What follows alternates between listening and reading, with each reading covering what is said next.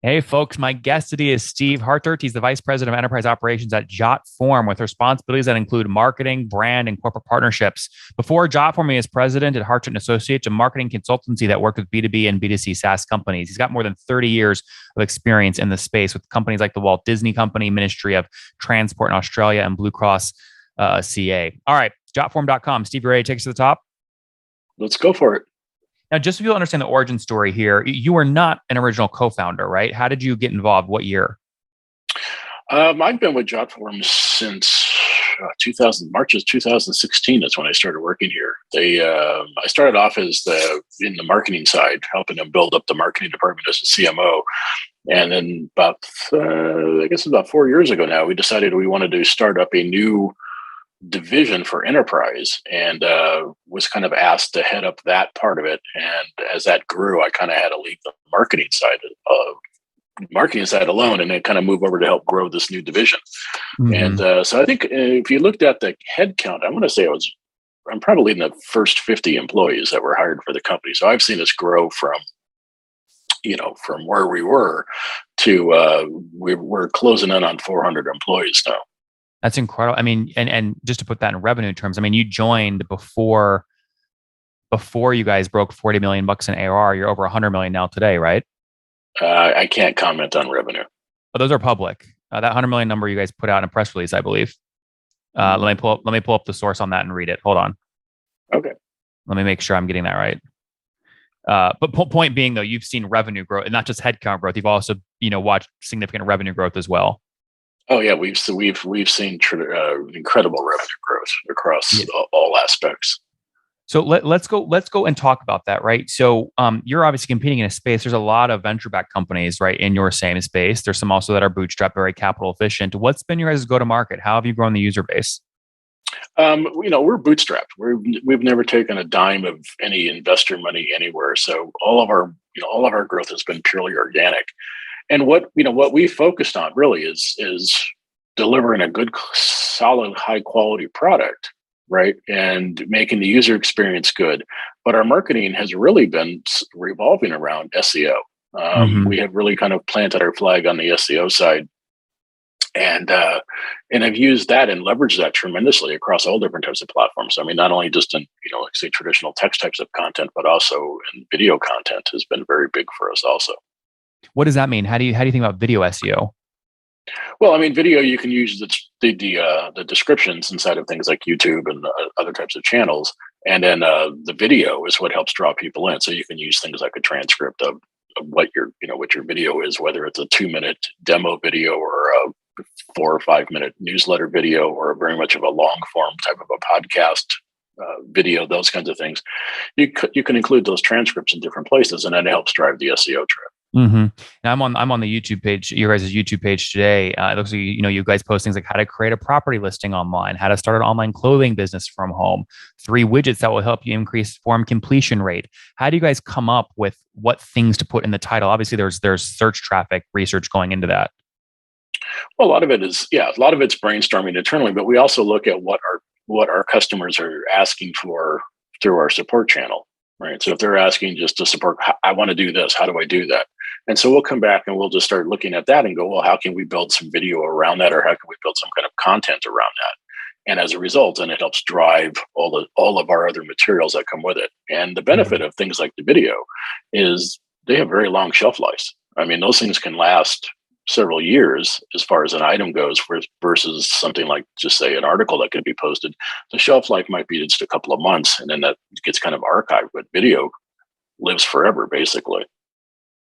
Oh, what's going on there, YouTube? Good to see you guys. Now imagine this. You love watching these interviews with SaaS founders, but imagine if we took all of the valuation data out from over 2,807 interviews I've done manually. Saves you a lot of time.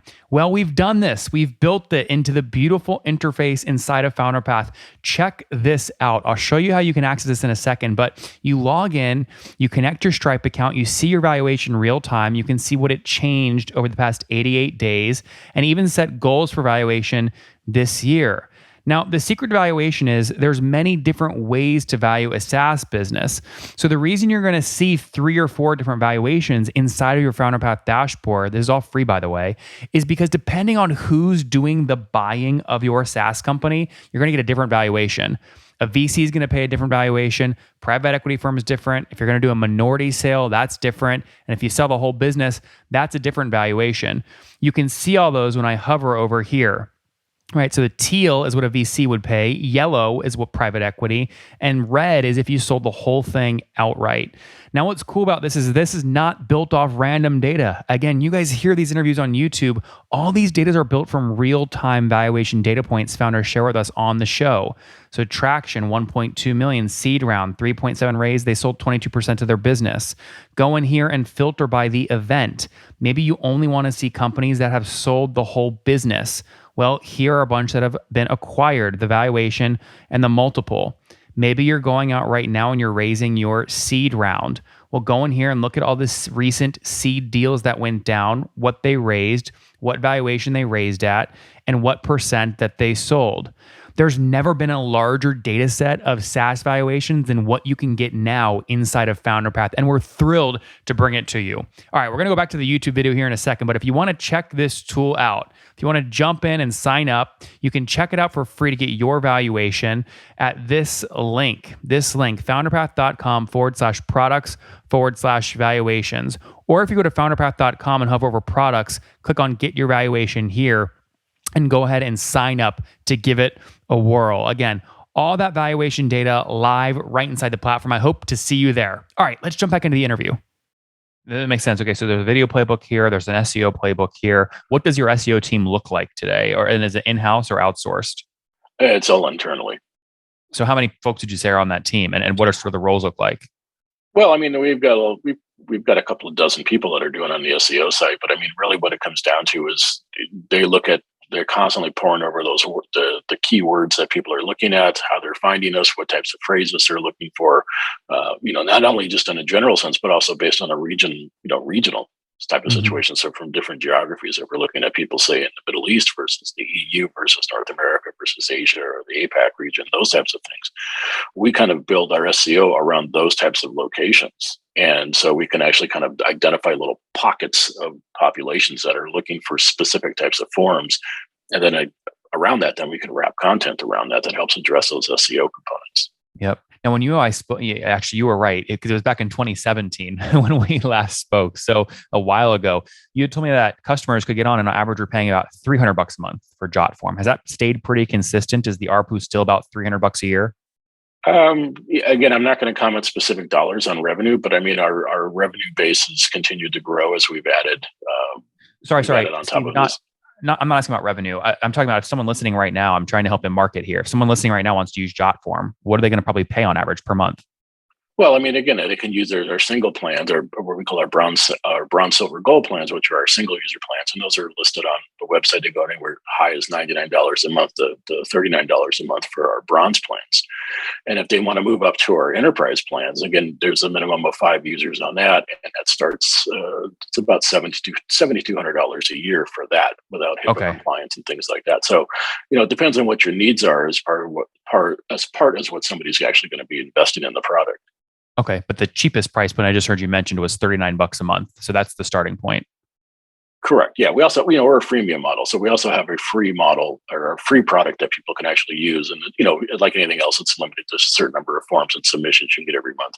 But it allows people to test it out, but, basically dip their toe in the water and see if the product works for them. And we find that people generally look at that. And then once they get that test, because it's low risk for them, they will jump all over it. Then they want to start moving up to our paid platforms. And again, it's consumption based. So the more you use it, the higher up in the pricing tier somebody would have to move. But we found that people are very agreeable to that because it allows them to actually find a pricing point that fits their needs.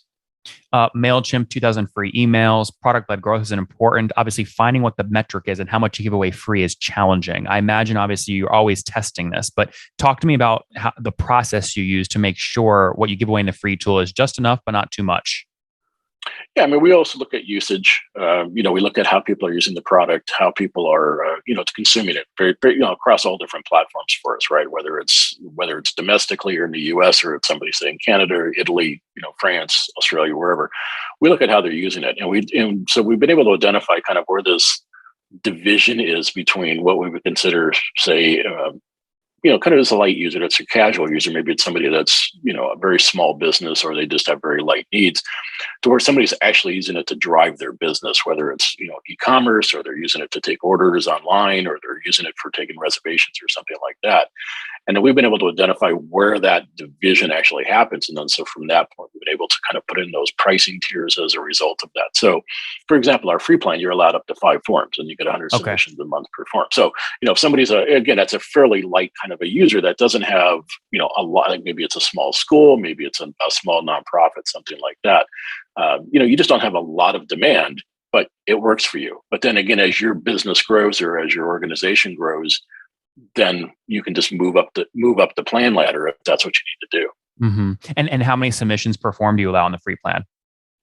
You get 100 per 100. So if you form. have 5 Yeah. forms, 100 submission sheets, it's 500 submissions basically is the max. Well, yeah, in total, but I mean, you get 100 per Okay. form. So if that form hits its 100, then it's basically that form kind of caps out for that month for you. I see. And is that the most, I mean, when you look at your no touch sales model, is it really that it's people hit that 100 mark and then they convert no touch? Oh yeah, absolutely. Yeah, because once they hit that, they get, they'll log in, and they'll get just a display pops up. If they're logged into our system, then they'll get a display that says, "Hey, you've reached your maximum number of submissions for the month. To continue, you need to upgrade to our what be our bronze plan." And then at that point, then if they say yes, they can do it. Otherwise, they can say, "Well, you know what? I'll just go ahead and I'll start deleting out some of those older submissions from earlier in the month, or I'll export out a bunch of things or something." So Mhm. it depends on how that user wants to do it. But we find that most people, once they get to that point, they realize this has become a valuable tool for their business, and the path for them to upgrade, they look at it and think this is a key component, so they don't have a problem wanting to do an upgrade at that point. And Steve, how do you look at this data coming in every month, every year, every week, and basically go, okay, is 100 the right number, or should it be 1,000, or should it be 10? Like, do you reverse engineer and say we want 5% of free users to convert, and then you just toggle by based off that, or how do you do that? We really just what we do is we look at where that number is. We look at our numbers on a daily basis, sometimes several times a day, but we look at them on a daily basis, and then we aggregate them across different the geographies versus the time frame. So we might look at again what's going on in Australia on a monthly basis versus what's going on in Canada on a monthly basis, those kinds of things. But we find it's fairly consistent for us. Sometimes it depends on what the industry is somebody's using. So, for example, during the last couple of years with COVID, healthcare use exploded. Right? I mean, they needed it, and desperately needed it, because they suddenly had to go to no contact types of environments and things like that. But what we did for them is we said, okay, look, if you're a verified healthcare provider, whether you're a doctor or a health clinic or a hospital, whatever, we gave it to you for free. We gave you one of our silver plans for free for a year, so you could just get in there and do what you had to do. To help people. So those kinds of things we look at, but then we also look at that and go, well, how are people consuming the product? And that's really what it comes back down to. And so we always look at it, but we found that those that are the thresholds where people need to move have remained consistent, because we find that those seem to be pretty good barometers of how we want to move things along. Well, what is that barometer? Maybe this isn't specific to Jotform specifically, but when you look at like Typeform, others in the space, and other just frankly PLG tools that have a big freemium plan, what do you, as a guy that just studies marketing, like to see in terms of what you consider a good free to paid conversion rate? Is it 1%, 5%, 10%? Well, I think everybody wants to get it higher than they can. I mean, a good 5% is about the industry average. It seems Okay. like for a free, and I'm talking about all SaaS products, not just Yep. in the form world. But a 5% conversion rate seems to be pretty solid for people, and it varies. Some people can be even smaller, because they could be down to 1/4, but what they're trying to do is get as many people into the pipe, so they're doing it on a volume basis. But about a 5% conversion rate I think is about the industry average. We look at that to see how do we stack up against that industry, and again, it varies. Some months are better than others, and some months, but everybody seems to kind of bubble along that certain 5% threshold. But true or false, if you had 6 months go by where you were at 4%, 4%, 4%, 4%, would you change something about the freemium paywall to try and get back up above 5? No, not necessarily. I mean, we would look at it and go, is this thing that is it just a certain industry? Is it some other kind of economic condition? Is it, what would be causing that? But the point is, we don't want to sit there and keep kind of adjusting that threshold, because then it becomes confusing to our customers, because they'll say, wait a second, last month it was this month it's that, and now you've got people all over the place on different kinds of tiers, and that just leads to a lot of confusion for people. Yep. Now, I believe you guys did celebrate publicly on your blog. You guys, well, first off, when you joined, how many total users? Because you just celebrated a 10 million milestone, right? So do you remember what the growth is? As far as, what do you mean, growth When for you joined in customer base? 26, yeah, when you, no, with just users, what you guys already published, right? So when you joined in 2016, what was the total number of users? We were probably around, I want to say I think we had just done about 3 million users. Okay, wow. And then you guys celebrated 9 million, I believe, in 2020, and you announced 10 million here this year. Is that correct? Correct. That's great. And so is that sort of the goal for this year, is just keep adding a million new users per year? Um, Actually, we're growing faster than that. I mean, our Oh, numbers wow. can continue to climb. I mean, yeah, and again, the COVID world has really kind of turned the entire business industry on its upside down. A lot of people came to us during the last 2 years because they needed something, and they needed a product that could actually help them collect information without having to be face to face with people, like kind of the olden days were. So what they ended up doing was they just kind of went into almost like panic mode, and they said, "Hey, I need a free registration form. I need a, a patient intake form, things like that." And that's where SEO came into the mix, and then helped drive the traffic to us, and then convert those people to users, and then eventually into paid users. Mm-hmm. And Steve, was in terms of price point of your cheapest plan today, $39 a month, was it always 39, or did you test $5 a month early on, or $20 a month? What does that look like? We started it off at around, I think it was $19 a month at one point. I mean, we have sales during the course of the year too. We'll have like a big end of year sale where we discount it. We also have a discount for nonprofits and education users, those types of things. But it's really come down to, as we look at what the competition's doing, we look at what our costs are, right? Because I mean, obviously, you can't have a price from 5 years ago and have it be consistent today, just because that our cost of business goes up as well as everybody else's goes up. So, but there's a lot of things that we do we don't want to be the cheapest on the block, but we also know we don't need to be the most expensive. We try to look at what we can offer a fair value to our customers and what we think is fair. And we have not had really, complaints from customers if a price goes up, because what we do also is, when people are on a previous plan, they grandfather in at that plan. So, or grandfather in at that price. So our existing customer base does not really get impacted by price increases. It's only I going to see. be New. new incoming types of customers. Yeah. And who would you, what obviously, obviously market your competitors on the show, but just for my audience to understand the world you're playing in, I mean, who do you consider sort of in your same space? Well, I mean, some of the ones that we always run into, you got your form stacks and your type forms. Those are kind of the ones we always run into. I mean, there's Cognito forms, and there's Wufoo come in the mix every so often. But we also run into people that use Google Forms and Microsoft Forms. Yeah. Even though those two are free products, what we have found, people look at those, and they, particularly like Google Forms and Microsoft Forms, they say they're fairly limited in what they can do, and they need something more sophisticated. And so Yeah. they turn to us, and looking for assistance. Which of these two things, you've been at the company now for, well, approaching eight years, I think. Which of these two things do you think is more likely to happen first? The company bootstraps its way and breaks 150 million bucks of ARR, or the company bootstraps, grows, and decides, what, there's a big opportunity here. Let's go public, raise money, maybe buy up competitors, grow faster. Which one do you think is more likely? Probably the first one. I think the Okay, first so you one is guys love the bootstrapping, right? Yeah, I mean, that's really kind of been our mantra since day one. That's our CEO's whole methodology to it, and it's worked great for us. I mean, some companies it doesn't work for them, but for us it has been absolutely perfect. And there's definitely benefits to not having investor money on the side, because you just don't have a lot of competing interests. From a board of directors perspective, we can look at things and we can talk as a group, determine what we want to do, and we can just focus on it. So if we need to turn on a dime, we don't need to justify it to a board of directors or something like that. We can do what we need to do and get it done. Any product coming down the pipeline, if you guys have 10 million users and you converted 5%, now this is probably high, but let's say you have 500,000 paid customers. If you sell them a $20, a month new product that goes nicely with their forms, that's a lot of revenue expansion. Do you have a second or third product coming down the pipeline?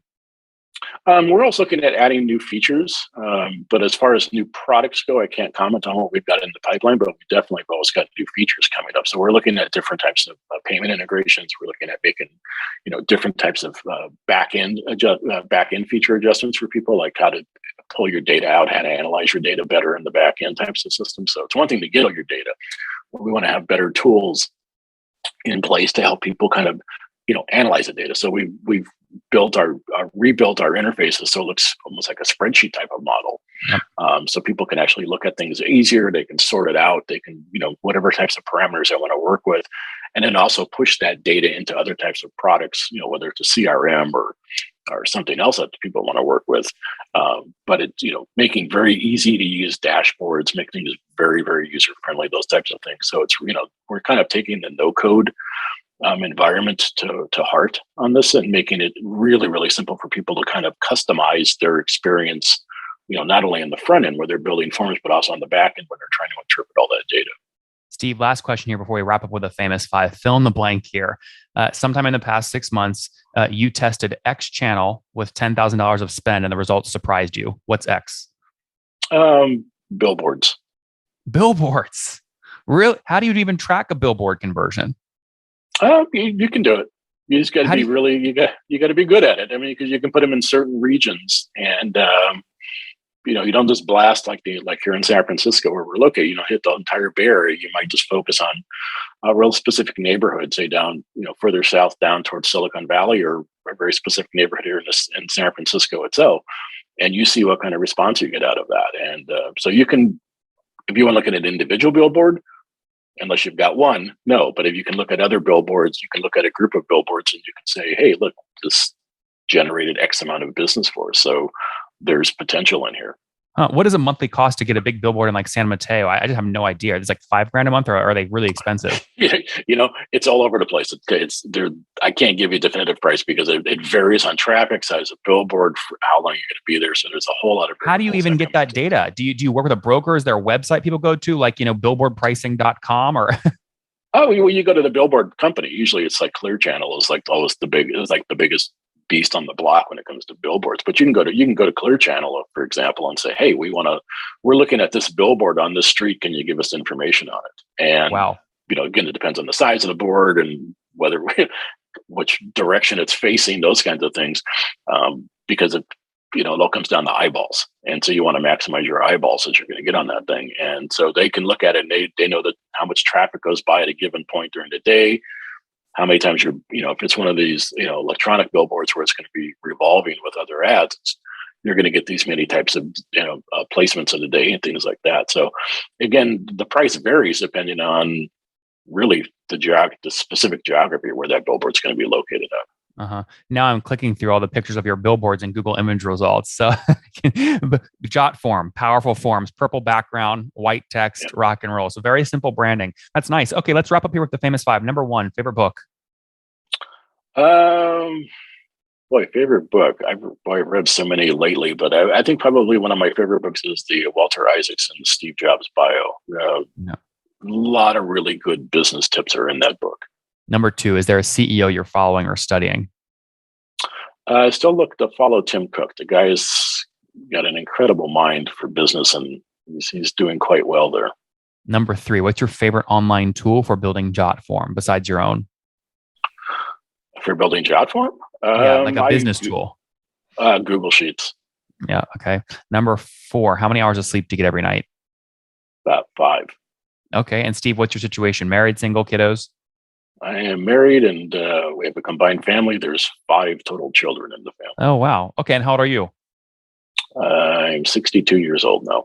62 years young. Last question. Something you wish you knew when you were 20? Just be better at financing. From the business side of things, I wish I had paid more attention in my finance classes, because money is what makes the world go round. And as a marketer, the more you understand how money works, the better a marketer you really are.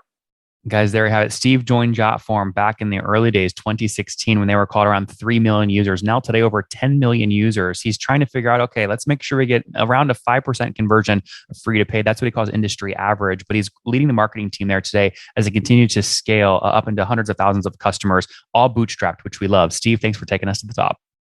My pleasure. Thanks for having me on. One more thing before you go. We have a brand new show every Thursday at 1 p.m. Central. It's called Shark Tank for SaaS. We call it Deal or Bust. One founder comes on, three hungry buyers. They try and do a deal live, and the founder shares back end dashboards, their expenses, their revenue, ARPU, CAC, LTV, you name it, they share it. And the buyers try and make a deal live. It is fun to watch every Thursday, 1 p.m. Central. Additionally, remember, these recorded founder interviews go live. We release them here on YouTube every day at 2 p.m. Central. To make sure you don't miss any of that, make sure you click the subscribe button below here on YouTube, the big red button, and then click the little bell notification to make sure you get notifications when we do go live. I wouldn't want you to miss breaking news in the SaaS world, whether it's an acquisition, a big fundraise, a big sale, a big profitability statement, or something else. I don't want you to miss it. Additionally, if you want to take this conversation deeper and further, we have by far the largest private Slack community for B2B SaaS founders. You want to get in there. We've probably talked about your tool if you're running a company, or your firm if you're investing. You can go in there and quickly search and see what people are saying. Sign up for that at nathanlatka.com/Slack. In the meantime, I'm hanging out with you here on YouTube. I'll be in the comments for the next 30 minutes. Feel free to let me know what you thought about this episode. And if you enjoyed it, click the thumbs up. We get a lot of haters that are mad at how aggressive I am on these shows, but I do it so that we can all learn. We have to counter those people. We got to push them away. Click the thumbs up below to counter them, and know that I appreciate your guys' support. All right, I'll be in the comments. See ya.